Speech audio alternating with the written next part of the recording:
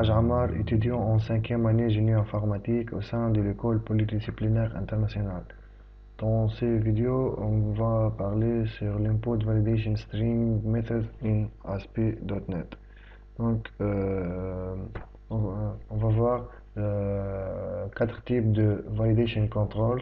C'est le required field validation. Il va tester sur la valeur du champ, est-ce qu'elle est vide ou nulle. Le range validator, donc ce contrôleur va tester la valeur du champ, est-ce qu'il est entre un intervalle bien déterminé ou non. Le compare validator, il va comparer la valeur d'un champ avec une variable ou une constante ou avec une variable d'un autre champ. Le quatrième type, c'est le regular expression validator. Ce contrôle va tester, va valider le champ selon la notion des expressions régulières. Donc, on va commencer par le required field validation. On va faire un petit webform qui contient un text box, un bouton et un required field validator. Donc, on va commencer par la création d'un new site web. On va ajouter comme nom validation controls. Puis on va ajouter added new item global application class. Dans cette partie, dans la méthode application start, on va ajouter script manager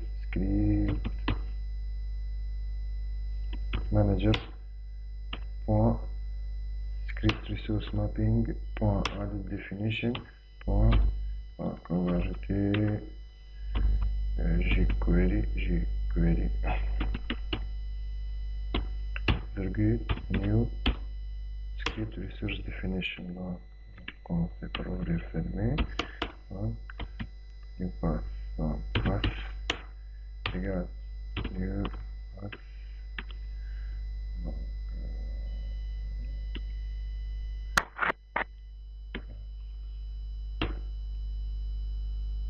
script slash jQuery tiré 1.9.1.js. Donc on va finir par puis on va ajouter new form add. À partir de ça, on va ajouter un tableau, insérer table, deux lignes et trois colonnes. Ok, voilà. On va ajouter un label. Donc user name text box.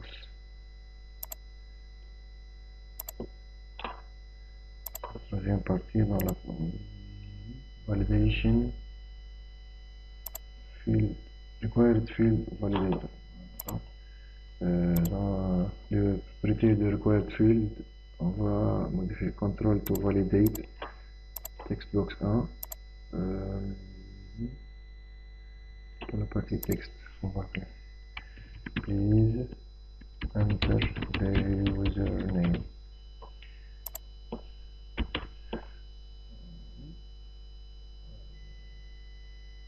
For color, on va choisir la couleur rouge. Ok. Ensuite, on va ajouter un bouton. Context submit. Et donc on va tester si le champ est vide. Please enter the username. Si on ajoute un username, submit et accepte le champ. Dans la deuxième partie, on va utiliser le même projet et on va ajouter deux champs, un password et la confirmation du password avec un compare validator. Donc on va continuer sur le même projet, on ajoute deux autres champs. Donc, on va ajouter un password.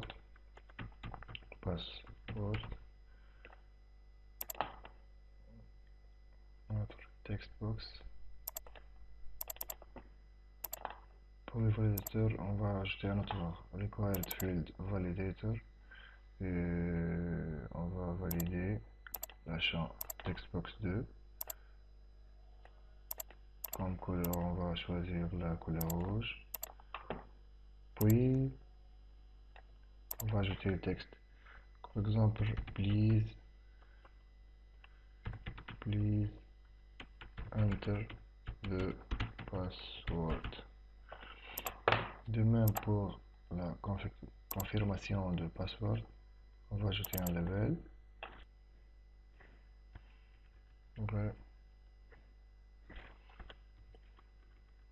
Puis, type password.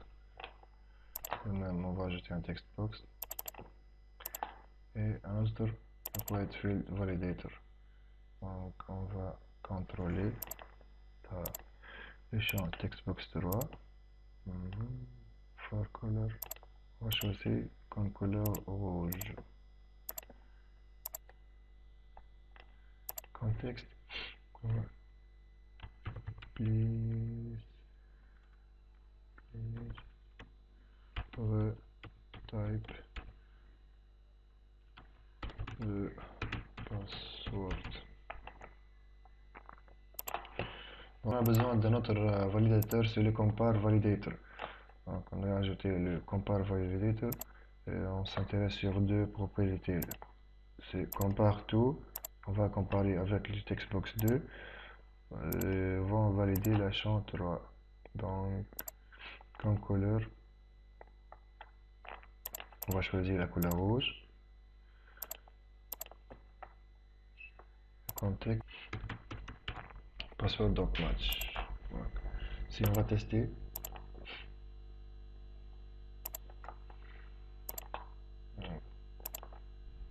please enter the username, please enter the password, please retype the password. Donc, si on va ajouter des données comme password en 1, 2, 3, et si on veut on va mettre deux mots de passe différents, par exemple 1, 2. Donc, submit password. On peut conclure que non. On peut conclure qu'il existe un espace ici. Pour régler ce problème, il suffit de sélectionner le comparateur validator. Dans la propriété display, on va changer dynamique par statique par dynamique. De même pour la première validateur en display, on va changer dynamique. Donc si on reteste, voilà, please don't password don't match. Donc il n'y a plus d'espace ici. Si on va valider tous les champs, 1, 2, 3, 1, 2, 3, voilà. Valider, ça fonctionne.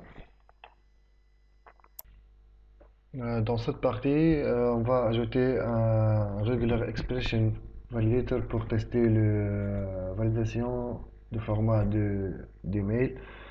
On va utiliser le range validator pour valider que l'âge soit entre 0 et 20. Et on va utiliser la notion de validation summary pour afficher le message dans un summary. Donc, dans cette partie, on va ajouter des champs, un label, donc email, textbox,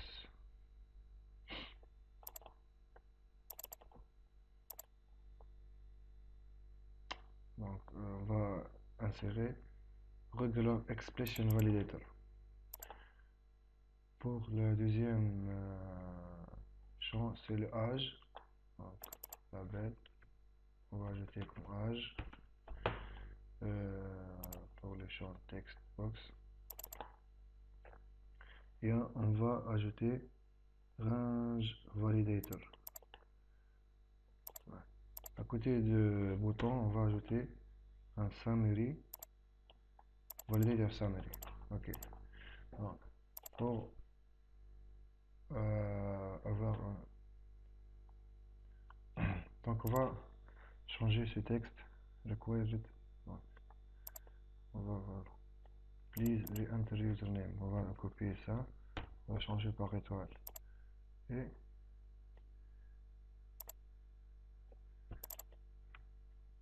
au message, on va créer le message qu'on va afficher. De même pour le champ password.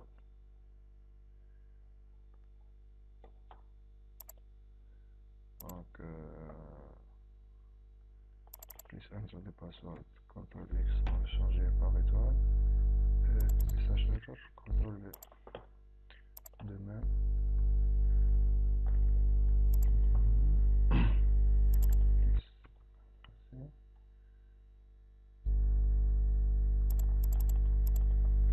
CTRL X, étoile.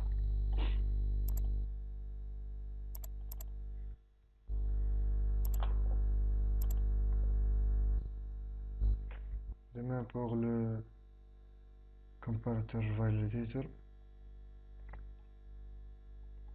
Password.match, on va changer ce message par étoile. Et on va coller password.match. Dans regular expression. Bon. Même en message d'erreur, on va afficher format email not valid. Bon. For color, on va ajouter la couleur rouge. Donc, le texte, on va ajouter étoile. Control to validate le text box 4. Le validation expression, on va sélectionner. Donc, on va chercher email.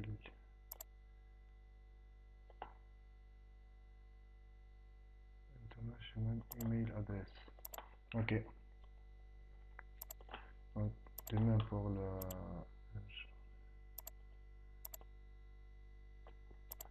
validator, control to validate textbox 5,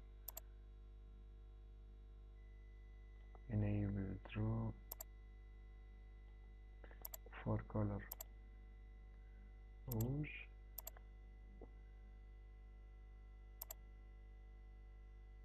minimum value, maximum value ça fait 120, minimum value ça fait 0. Donc pour le texte ça fait étoile.